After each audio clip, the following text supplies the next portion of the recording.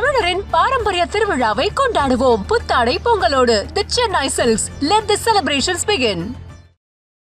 இயக்குனர் பாலா இயக்கத்தில் அருண் விஜய் நடிப்பில் பொங்கல் பண்டிகையை முன்னிட்டு கடந்த 10ஆம் தேதி வெளியான திரைப்படம் வணங்கான். இதில் அருண் விஜயுடன் இணைந்து ரோஷினி பிரகாஷ், சமுத்திரகனி, மிஷ்கின், சாயாதேவி என பலர் நடித்துள்ளனர். இந்த படத்தை சுரேஷ் காமாட்சி தயாரித்துள்ளார். ஜிவி பிரகாஷ் இசையமைத்துள்ளார்.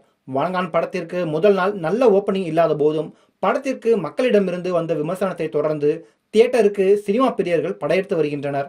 அஜித் நடித்த என்னை எறிந்தால் திரைப்படத்தில் அருண் விஜய் நடித்த விக்டர் என்கிற கதாபாத்திரம் எப்படி அவருக்கு பெயரை பெற்று தந்ததோ அதே போல வணங்கான் படத்தில் அருண் விஜய் நடித்த கோட்டி என்கிற கதாபாத்திரம் அவருக்கு ஒரு நல்ல பெயரை பெற்றுக் கொடுத்திருக்கிறது. அருண் விஜயின் திரை வாழ்க்கையில் வணங்கான் படம் அழிக்க முடியாத காவியம் ஆகிவிட்டது என அருண் விஜயின் நடிப்பை அனைவரும் பாராட்டி வருகின்றனர். சேது, பரதேசி, நந்தா போன்ற பல திரைப்படங்களில் பல விஷயத்தை அழுத்தமாக சொன்ன பாலா வணங்கான் திரைப்படத்தில் பல விஷயத்தை அழுத்தமாக சொல்லவில்லை. குறிப்பாக முதல் பாதி மிகவும் மெதுவாகத்தான் செல்கிறது. ஆனால் திடீரென படம் விறுவிறுப்பாகி விட்டது. இது பாலாவின் வழக்கமான முறை இல்லை என்பதால் இது பாலாவின் படம் போலவே இல்லை என்றும் பாலாவின் ரசிகர்கள் அவர் மீது கடுப்பில் இருக்கிறார்கள். மேலும் கிறிஸ்தவ மதத்தை ஏதாவது ஒரு வகையில் குறை சொல்வது பாலாவின் வழக்கம். பரதேசி படத்தில் கிறிஸ்தவர்கள் மதத்தை பரப்பினார்கள் என்பதை ஒரு பாட்டில் சொல்லியிருப்பாள். ரொட்டி துண்டுக்காக மதம் மாறினார்கள் என்றெல்லாம் சொல்லியிருப்பார். அதே போல வணங்கான் படத்திலும் ஒரு காட்சி வைத்திருக்கிறார். அதாவது அந்த படத்தில் வரும் ஃபாதர் குங்குமம் வைத்துக் கொண்டு வருகிறார். அவர் ஏன் அவ்வாறு வருகிறார் என்ற காரணத்தை சொல்லவில்லை. அதே போல அவர்கள் அணிந்து வரும் உடையை யூனிஃபார்ம் என்றும் படத்தின் பல இடத்தில் ஃபாதரை வாடா போடா என்று பேசும் வசனமும் வருகிறது. இது தனிப்பட்ட வன்மமா? பாலா தொடர்ந்து தன்னுடைய படங்களில் கிறிஸ்தவர்களை விமர்சனம் செய்து வரும் போதிலும் இதுவரை எந்த கிறிஸ்தவர்களும் போராட்டம் நடத்தவில்லை. அது அவர்களின் பண்பை காட்டுகிறது.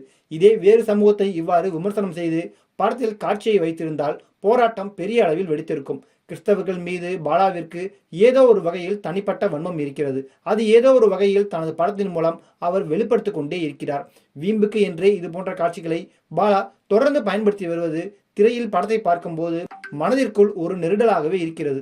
இந்த போக்கை மாற்றிக்கொள்ள வேண்டும் என இணையவாசிகள் தங்களது கருத்துக்களை இணையத்தில் பகிர்ந்து வருகின்றனர்.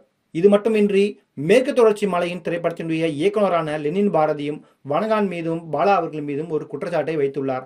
அவர் தனது எக்ஸ் பதிவில் பாலா அவர்களை மாற்றுத்திறனாளிகள் மேல் பெருங்கருணை கொள்கிறேன் என்கிற போர்வையில் உங்களது ஆணாதிக்க மற்றும் ஆழ்மன வக்கிரங்களை திரையில் நிகழ்த்தி பெண்கள் மற்றும் சிறார் பாலியல் குற்றங்களுக்கு எதிராக போராடும் எண்ணத்தையும் சமூகத்தையும் பின்னுக்கு இழுக்காதீர்கள் என அவர் அந்த பதிவில் குறிப்பிட்டுள்ளார். இவரது பதிவு தற்போது இணையதளத்தில் வைரலாகி வருகிறது.